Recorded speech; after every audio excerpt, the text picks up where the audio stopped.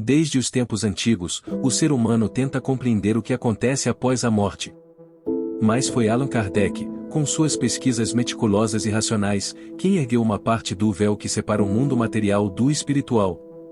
Segundo ele, há uma realidade paralela tão viva quanto a nossa, habitada por espíritos em diferentes estágios de evolução, que nos cercam, influenciam e até tentam se comunicar conosco diariamente. Será possível que nossos pensamentos não sejam só nossos? Que sentimentos como medo, angústia ou repentina alegria possam ter origens além do nosso corpo? A resposta que Kardec nos oferece é clara e sim. Somos influenciados constantemente por inteligências invisíveis, algumas benéficas, outras nem tanto. E o mais chocante? Nós também seremos parte desse mundo um dia. Para Kardec, a vida não termina com a morte. Apenas mudamos de plano. E lá, nossa consciência permanece viva, com nossas memórias, afetos e responsabilidades. A justiça divina se manifesta por meio da reencarnação, dando a todos a chance de recomeçar, aprender e reparar seus erros. Se tudo isso for real, como garantem tantos médiuns e relatos ao redor do mundo, o que será que os espíritos têm tentado nos dizer?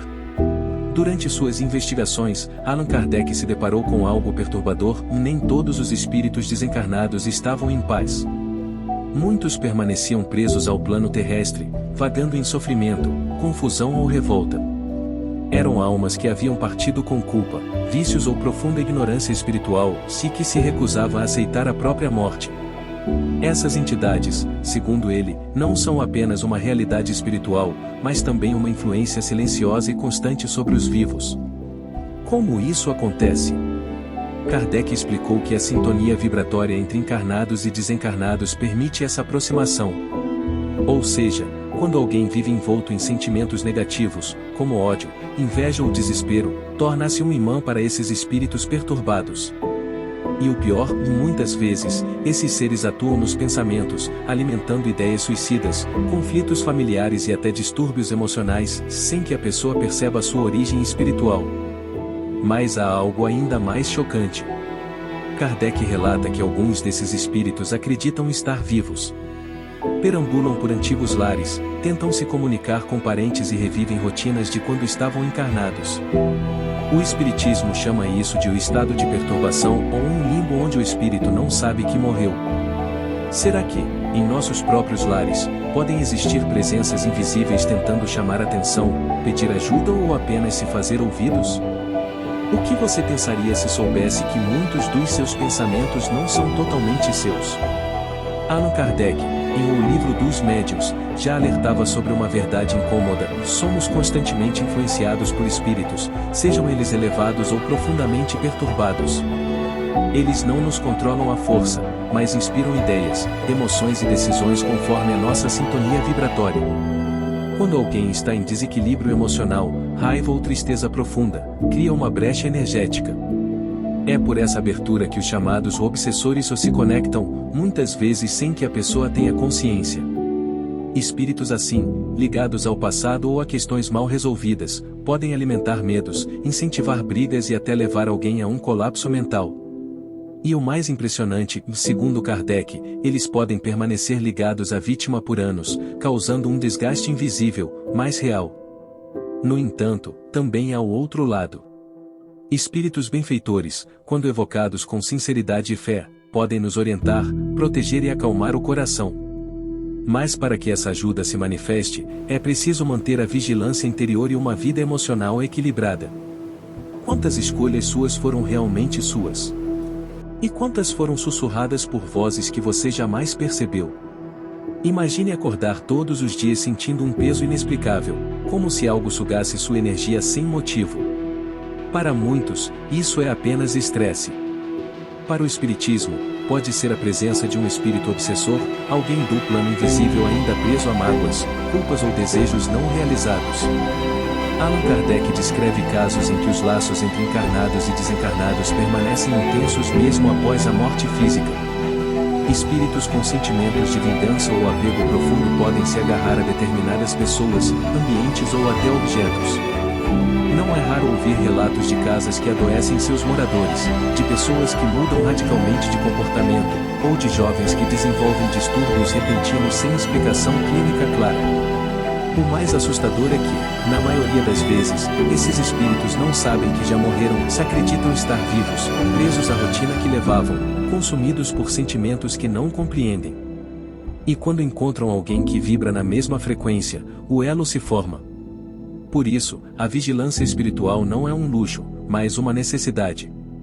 A oração, a reforma íntima e o contato com ensinamentos elevados funcionam como escudos invisíveis. Afinal, como proteger sua mente se você não sabe quem pode estar dentro dela? Durante décadas, a ciência rejeitou qualquer diálogo com o plano espiritual. No entanto, alguns estudiosos ousaram cruzar essa fronteira.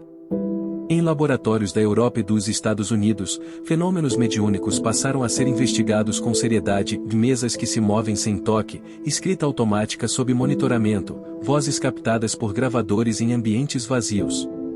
Tudo registrado, analisado e jamais completamente explicado. Allan Kardec já defendia que o espiritismo não deveria temer a ciência, pelo contrário, deveria caminhar junto dela. E é exatamente o que alguns cientistas modernos têm tentado fazer. Casos como o da doutora Ellen Van Bach, que estudou 1000 regressões a vidas passadas e encontrou padrões consistentes, ou o do Dr. Ian Stevenson, que investigou milhares de relatos de crianças com lembranças precisas de encarnações anteriores, desafiam o materialismo convencional. O mais inquietante é perceber que, quanto mais a ciência avança nos estudos da mente, da energia e da consciência, mais ela esbarra em conceitos que Kardec já havia exposto no século XIX. Será que estamos à beira de uma reconciliação entre razão e fé? Ou será que o invisível nunca esteve tão visível? A cada nova revelação espiritual, o ser humano se depara com uma escolha de ignorar o chamado ou encará-lo com coragem. Allan Kardec alertava que o espiritismo não era para os curiosos, mas para os sinceros de coração. E essa sinceridade exige mais do que fé, se exige disposição para transformar-se, para questionar tudo o que se acreditava ser verdade imutável. Muitos buscam provas, sinais, garantias. Mas e se a maior prova for a mudança interior? O despertar da consciência, o impulso súbito de fazer o bem, a paz que se instala após um contato mediúnico verdadeiro, se isso também é ciência da alma. E enquanto os fenômenos se multiplicam, os médiuns se aprimoram e as mensagens vindas do além tocam mais corações, a pergunta final ecoa: o que faremos com tudo isso? Continuaremos negando o invisível porque nos falta coragem de encarar suas implicações? A história do Espiritismo não é apenas sobre mortos que falam, mas sobre vivos que aprendem a ouvir. Allan Kardec nos deixou um legado que vai muito além das páginas dos livros, se ele nos deu uma chave. Resta a cada um decidir se deseja usá-la. Se você sentiu algo diferente assistindo a este vídeo, compartilhe. Pode ser o sinal que alguém precisava. Afinal, como dizia Kardec, fé inabalável é aquela que pode encarar a razão face a face, em todas as épocas da humanidade. Você está pronto para ouvir o que não se vê?